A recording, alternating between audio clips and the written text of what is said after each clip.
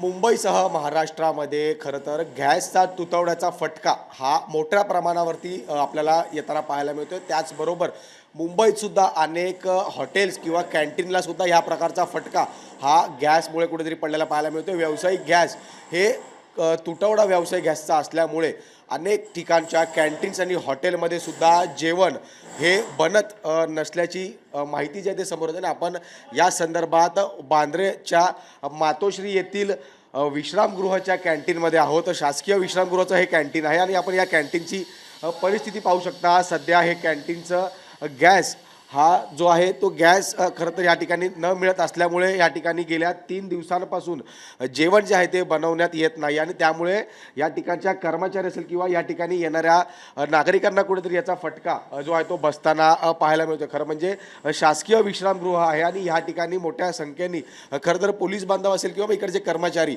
हे जेवणासाठी या ठिकाणी येत असतात आणि ह्या संपूर्ण कॅन्टीन हे गॅसच्या आधारे जे आहे ते जेवण बनवून लोकांपर्यंत येत असतं. मात्र या ठिकाणी गॅस पुरवठा जो आहे तो होत नसल्यामुळे आता या ठिकाणी नागरिकांना असेल किंवा मग या ठिकाणच्या कर्मचाऱ्यांना जे आहे ते त्रासाला सामोरी जावं लागत आहे. आणि त्यामुळे जोपर्यंत व्यावसायिक गॅस हा या कॅन्टीनला मिळणार नाही किंवा इतर हॉटेल्सला मिळणार नाही तोपर्यंत अशाच पद्धतीचे हॉटेल्स हे बंद राहतील आणि या हॉटेल्स जे आहे ते बंद ठेवल्यामुळे कुठेतरी या ठिकाणी काम करणाऱ्या कर्मचाऱ्यांना सुद्धा याचा फटका हा मोठ्या प्रमाणावरती आपल्याला बसताना पाहायला मिळतोय.